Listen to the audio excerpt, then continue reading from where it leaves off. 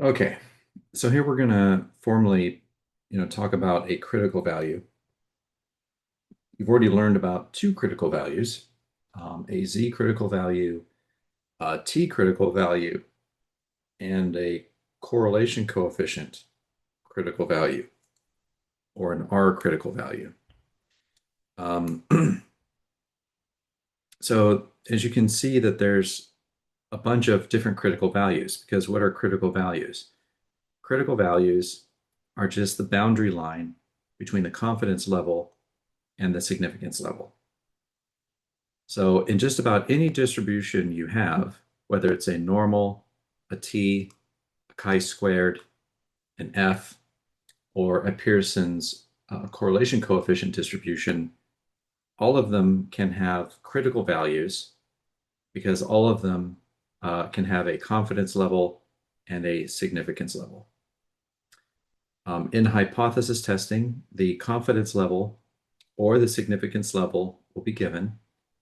Hence, the critical value is calculated from the confidence level or the significance level. So recall that the confidence level and the significance level are areas under the probability curve. So what I've got here is some examples of normal distributions. And you can see that we've got the critical value here as a point on the number line. So this would be like a negative critical value because we're looking at a left-tailed distribution. And the critical value on the number line sets the boundary between the confidence level and the significance level, which is the area in the tail. So what you need to be able to do is the significance level or the confidence level will be given.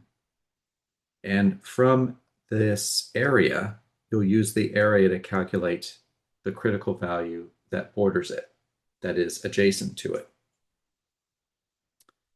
Now on the Texas Instruments calculator, in order to convert an area into a critical value, you're going to use an inverse distribution function.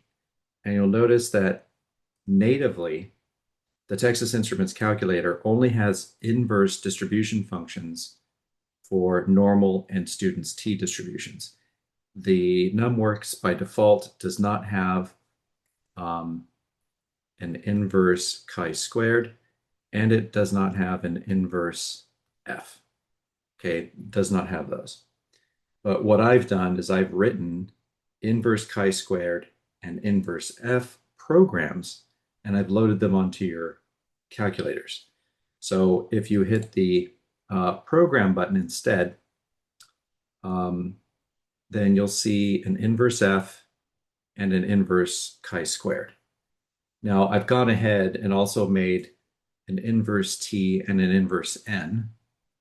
Okay, and mainly that's for older models of Texas Instruments calculators, but they'll work on newer ones too. So anyway, to kind of offset, the lack of these inverse chi-squared and inverse f, just know that I've created two programs that I've loaded on your calculator. Now on the NumWorks calculator, it's got all of them. So if you go to the distributions app on the NumWorks calculator, you'll see that you've got the normal distribution, you've got the student's t, you've got the chi-squared, and if you scroll down to the bottom, there's also an inverse f. Okay, so you'll be able to calculate these inverse f functions with either the NumWorks if you've got that, or the Texas Instruments if you've let me install those programs, or I've given you those programs and you can install them on your own. We've already kind of done that, using inverse norm and inverse t a little bit when we did confidence intervals, and we did some of those conversions with normal distributions in chapter 6 when you first learned about the normal distribution. Okay, so that's it for a critical value. Let's stop here. Let me know if you have any questions.